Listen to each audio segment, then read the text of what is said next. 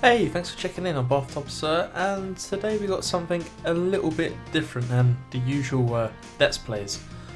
I've been nominated by my friend and fellow YouTuber PoofyGaming to answer 7 questions. 7 questions loosely based around YouTube and why I do it. So, I mean, rather than just politely decline and be a bit of a sport, I suppose I'd better do it. So, we'll just get into it. The first question is, why do you do YouTube? I do YouTube because it gives me a sense of purpose. I can put all my energy into making these videos. I mean, I've been playing games for a very long time, probably around 15 years, maybe a little bit more.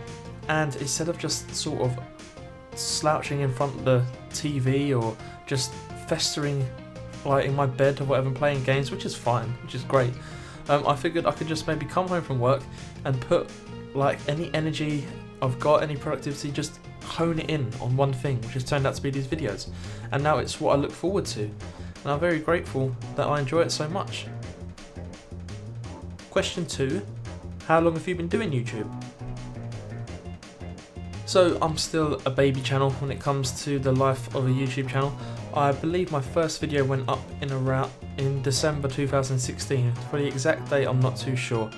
I know it was the first episode of my Icy Let's Play, which I'll go back and look at now. I sound terribly depressed, very monotone, and the mic quality is awful. Which you may or may not know stands for Incredibly Cool Educated Yogurts. If I was to hazard a guess, I reckon it's around the 12th of December, 13th maybe, but I'm not sure. But yeah, so not long at all. 4 or 3 months, something like that. But it's been fun. I've learnt a lot, a hell of a lot. Question 3. How long do you plan on doing YouTube? I plan on doing YouTube indefinitely. I know that's probably quite a normal answer. No one says, well, I might do this video and then stop, you know. But I think I'm going to keep doing YouTube as long as I find it fun and I'm happy with the quality of the videos I put out. I mean, one thing we haven't got to worry about is the excellent calibre of games that are constantly being released. There's AAA releases every year, plus there's always awesome indie games that seemingly come out of nowhere and are like the smash hits. I'm thinking of like your Undertales, your Night in the Woods, stuff like that, Shovel Knight, all that sort of stuff. So there's no danger of the games drying up, so to speak. As long as I can keep my passion for it, which I believe I can. It's really nice seeing progress, seeing growth and all that. I'm just going to keep on going. Question 4. What kind of camera do you use?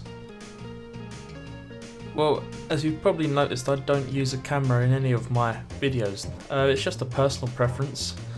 I'm not too opposed to showing off my face, not that anyone would like to see it, but I quite like to be immersed when I play games on my channel, and I kind of feel that a face cam might take away from that.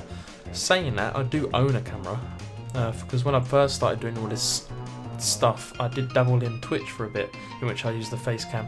So I've got myself a Logitech C920, which is basically the stock webcam everyone and anyone has. If you're doing face cam on YouTube or Twitch or anything like that, everyone has a C920. It's really easy to set up, it's affordable, it's incredibly clear, high definition.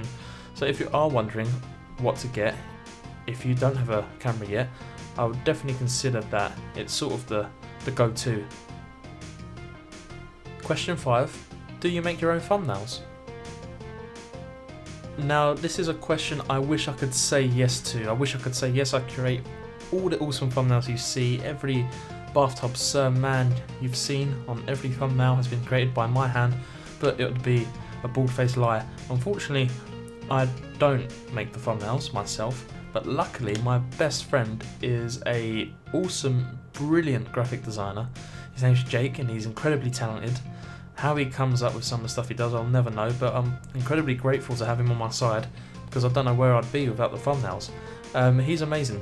We sort of, when it's time for a new Let's Play on the channel, we corroborate over Facebook Messenger or anything like that, and I tell him what the game is, what would work well and stuff like that, and he just runs away with it. Comes back with an awesome looking thumbnail. It really works well. So yeah, I'll leave a link to his Instagram below because he's definitely worth checking out. He's unbelievable. And Yeah, I don't make my own thumbnails, I'm fraud. Question 6. Did you make your own intro or outro? Well, I don't actually have an intro, not a dedicated one anyway. I have a little tagline I'll introduce the video with, but no sort of intro effects or anything like that. I do have an ending screen, which would be considered an outro, but that's literally just a place where I can put my end cards, the last 20 seconds of a video. It's just the Bathtub Sir guy with some music from Night in the Woods played over the top. I mean, I didn't make the music, but I put the guy on a like a blank background. So maybe, I don't know. Let's not split hairs.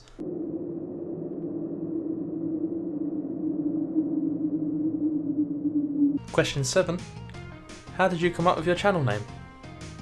This may interest some of you out there, I don't know, I don't want to be too big on my boots, but you might be wondering where the name Bathtub Sir come from, because it is a strange pairing of words. It's, well, I think it's funny, it probably isn't, but anyway, the bathtub part comes from, I think it was one of the Call of Duties. I believe it was Black Ops 2, but it may have been Black Ops, I don't know. This is a fair few years back, and I'm playing it online, doing pretty good, probably, on a kill streak, just having a really good time, and I'd obviously rubbed someone the wrong way. Maybe I'd killed them repeatedly, maybe I'd stole their care package, I don't know. But they wasn't happy with me, and they typed a message in chat where they called me out at my username at the time and said, "Hey you, you're a..." And they used a swear word, and they said, "You're a bloody bathtub." And I was like, what? What did you call me? A bathtub? Yeah, they was like, "You're like a useless bathtub. Go, like, F your mum," and all that stuff. I just found it hilarious. Being insulted by the way of being called a bathtub, well, it made my day. It was brilliant. I was so happy with that. So that sort of stuck with me, but it wasn't until years later that I made the channel that sort of came back. The Sir part, I mean, I'm a big fan of Game of Thrones and the books. I've read all the novels, The Song of Ice and Fire, and in that, knights are referred to as Sir whoever, and but they spell it S-E-R, and I don't know, I did tinker with the idea of Sir Bathtub, but it didn't flow that well, and I just swapped it around and went Bathtub Sir. Thought it sounded alright. So yeah, maybe not the most interesting story, but it was one of the questions, and now you know. Alright, there's also a bonus question. What can YouTube do to change it up? I mean, that's a pretty hard question to answer, I'll be honest.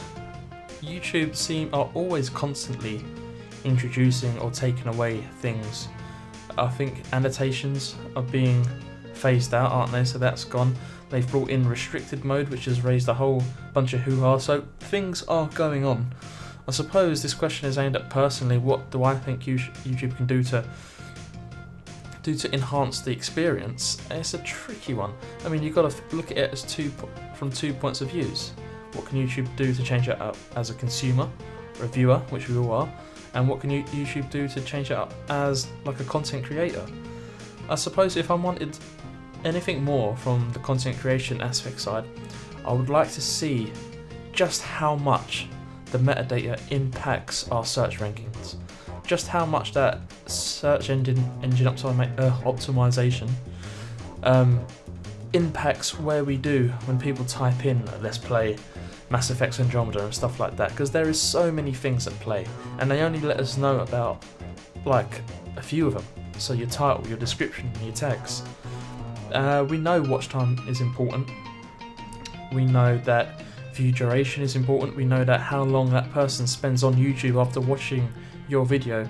It's all important. There are so many factors, and they do give us a lot of data. I'm not disputing that at all. It's really interesting looking at how long people on average are watching your videos and stuff like that. But I want to know everything. I want to know all the nitty gritty. I want to know exactly what the likes are doing for my video. I want to know how much comments are influencing the search ranking of my video. This is stuff that YouTube will never give away, I suppose, because all that information, once it's made public, it can be gained.